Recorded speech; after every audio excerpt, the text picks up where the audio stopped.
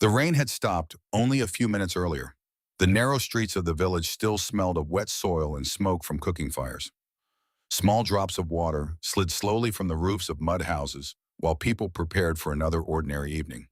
But for one young man, nothing felt ordinary anymore. Aryan stood alone inside his tiny workshop behind his house. The room was dark except for one small lantern hanging near the wall. Around him were unfinished clay pots, broken bowls, and pieces of dried mud scattered across the floor. His hands moved slowly over the spinning wheel, round and round. The clay rose gently between his fingers. Aryan looked at it carefully and whispered to himself, "One day, people in the city will buy these." It was not the first time he had said those words. For years, that dream lived quietly inside him. He imagined a small pottery shop on a busy street where strangers stopped to admire his work. He imagined customers carrying his handmade bowls home. He imagined his parents finally resting after years of struggle. That dream kept him alive during hard days. But dreams are fragile when they leave the heart too early. One night after dinner, Aryan finally shared his vision with his family. "I want to move to the city," he said carefully. "I want to open my own pottery shop." The room became silent. His father stared at the floor, his mother's face filled with worry. "The city changes people," she said softly, "and dreams like this break poor men." Aryan forced a smile, but those words stayed with him long after everyone slept. Still, he tried to remain hopeful. The next day, he told his closest friends while sitting near the village well. At first, they laughed jokingly, then the jokes became serious. "Yuktamuyi," one friend said. "In the city?" Another shook his head. "Do you know how many talented craftsmen already work there? You don't even have enough money for rent. You should stay here. At least here people know you." Aryan laughed with them to hide his pain, but deep inside something weakened. Every day after that, his excitement became smaller. His dreams slowly changed from something beautiful into something embarrassing. Then came the moment that hurt the most. A man named Suresh lived near Aryan's house. He was clever, practical, and always listening. One evening, Suresh visited the workshop. "So," he said casually, "I heard about your city dream." Aryan smiled nervously. "Yes, maybe someday." Suresh nodded thoughtfully. But 1 month later, Suresh disappeared from the village. People later heard he had opened a small pottery stall in the city market. When Aryan heard the news, he felt frozen. The dream he had protected for years had been taken by someone who never even cared about pottery. That night, Aryan sat alone outside his house staring at the sky. For the first time, he considered giving up completely. Maybe his family was right. Maybe dreams were only for rich people.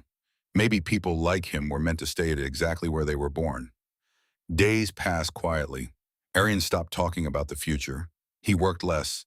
Even the clay in his hands felt heavy now. Then one afternoon, unable to bear the noise inside his mind, he walked far outside the village toward an old banyan tree near the river. An elderly man sat beneath it. His clothes were simple, his beard was white, and in his wrinkled hands was a small piece of clay. The old man shaped it peacefully without hurry. Aryan sat nearby silently. After a few moments, the old man spoke. "You carry disappointment like a sack of stones." Aryan looked surprised.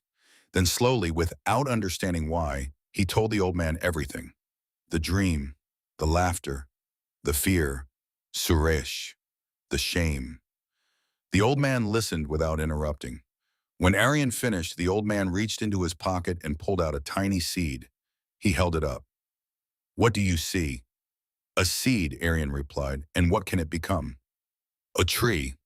"A large tree?" "Yes." The old man smiled. "But right now, does anyone looking at this seed see the tree?" Aryan shook his head. The old man pressed the seed gently into the clay beside him. "That is the problem with dreams," he said quietly. "People judge them while they are still seeds." Aryan remained silent. The old man continued. "If this seed spends all its time trying to convince others of its future, it will never grow." The wind moved softly through the branches above them.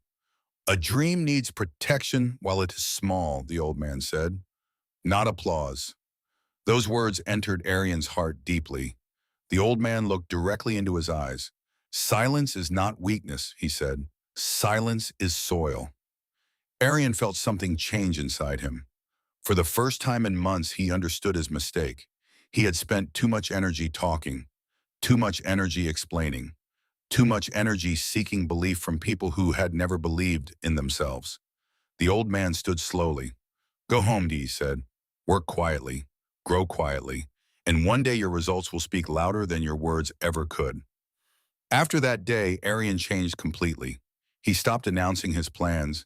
He stopped arguing with doubters. Every morning before sunrise, he practiced pottery for hours. He studied new designs secretly. He traveled occasionally to nearby towns just to observe city markets. He saved every coin he earned. Sometimes he failed badly. Pots cracked. Designs collapsed. Customers refused to buy. But this time he said nothing. He simply improved. Weeks became months. Months became 2 years. From the outside, his life looked ordinary. But underground, the seed was growing. Then finally, one cold winter morning, Aryan packed his best pottery into wooden boxes. Without telling anyone, he boarded a crowded bus to the city. The journey lasted all day. When he arrived, the city felt enormous. Noise filled every street. People moved quickly without looking at each other. Fear returned for a moment. But Aryan remembered the seed. Quietly, he rented a tiny corner in a crowded marketplace. Nothing fancy, just enough space for a table and shelves. He arranged his pottery carefully. Simple, elegant, different. Hours passed, then one woman stopped walking. She picked up a handmade bowl slowly. This is beautiful, she whispered. Soon another customer came, then another. By evening, most of Aryan's work had sold. For the first time in his life, strangers admired what his village had ignored. Weeks later, people began recognizing his designs. Months later, he opened a real shop. Not huge, not luxurious, but his. One evening after closing the shop, Aryan stood outside watching city lights glow across the streets. He thought about the old banyan tree, the old man, the seed. And finally he understood. Dreams do not die only from failure. Many dreams die because they are exposed too early to doubt, fear, and opinions. A seed buried underground looks invisible, but invisibility is not weakness. It is preparation. From that day forward, Aryan shared his goals less and worked harder. Because now he knew, a dream does not need everyone's approval. It only needs patience, protection, and quiet work. And slowly, surely, it will grow.